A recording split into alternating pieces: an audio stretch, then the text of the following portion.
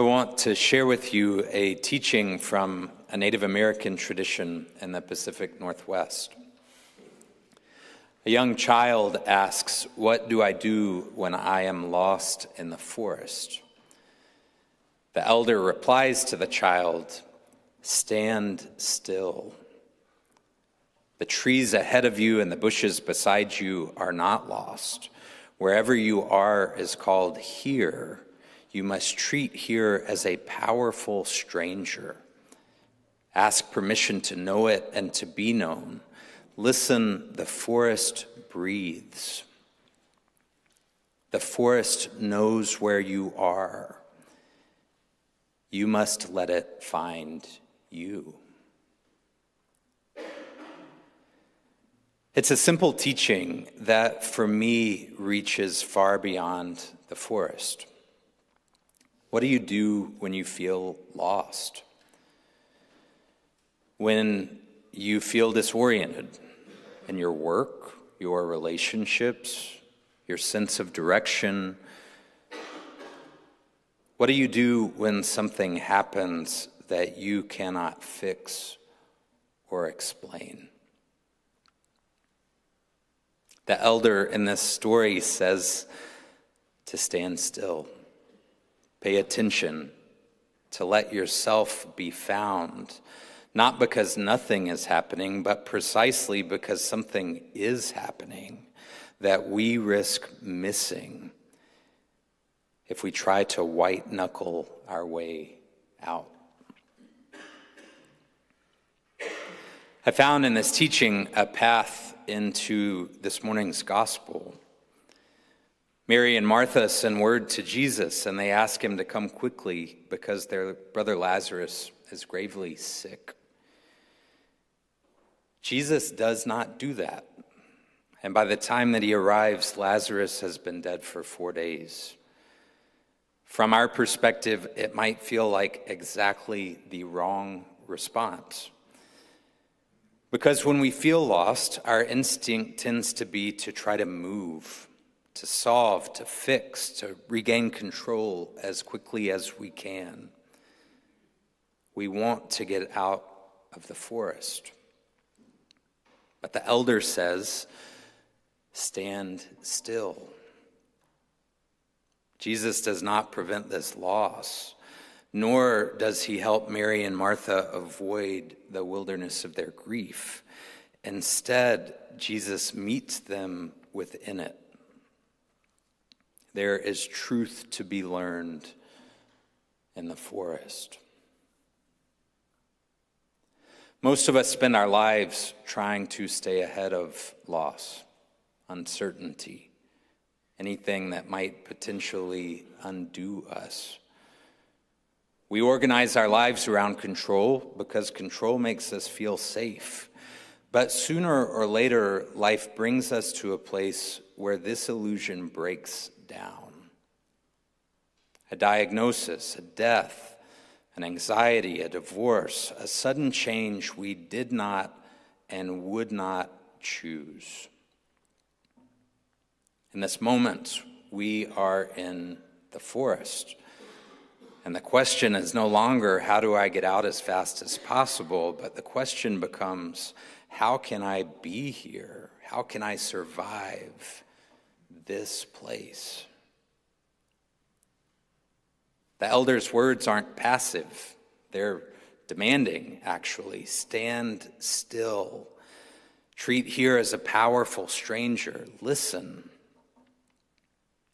To stand still is to stop running long enough to notice where you actually are and see what is real instead of what you wish were true.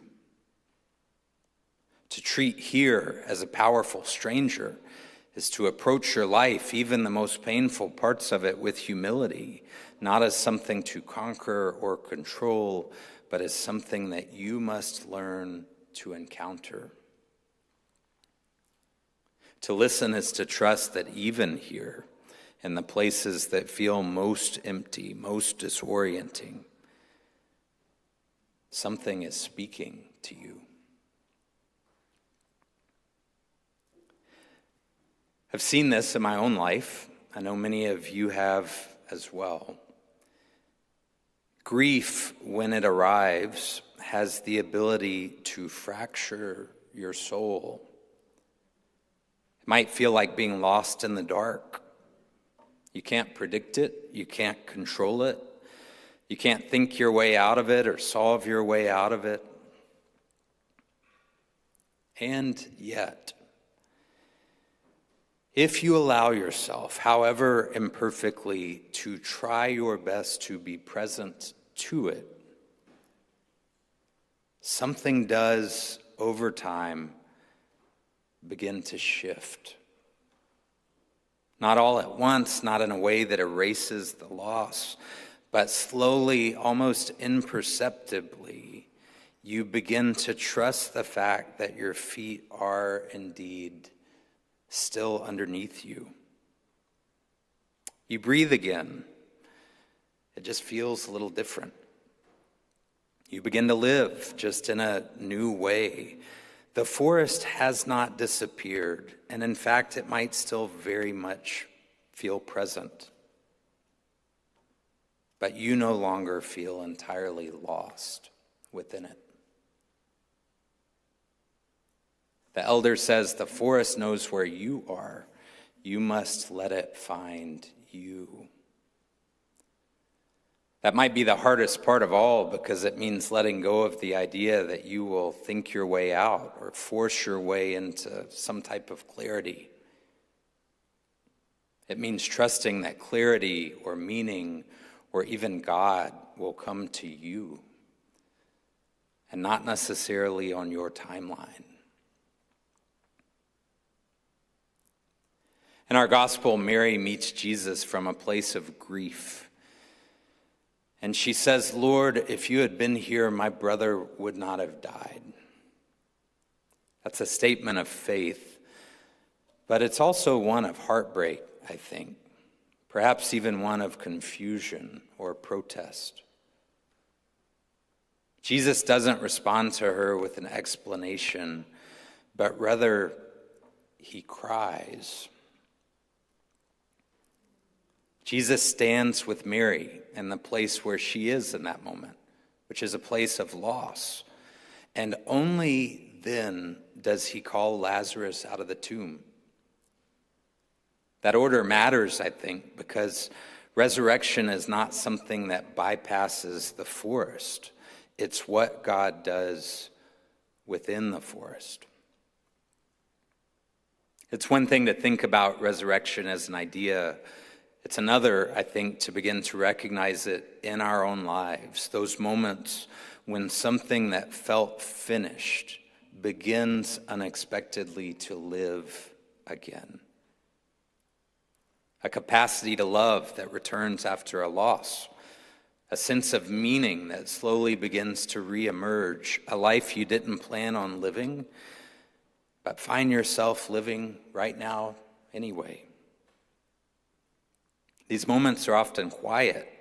They can be easy to miss, but they're real, and they remind us that being lost is not the end of the story.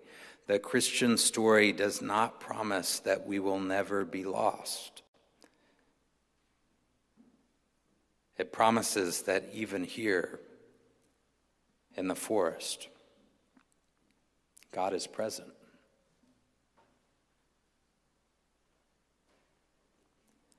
The forest knows where you are, the elder says. You must let it find you. In the name of God.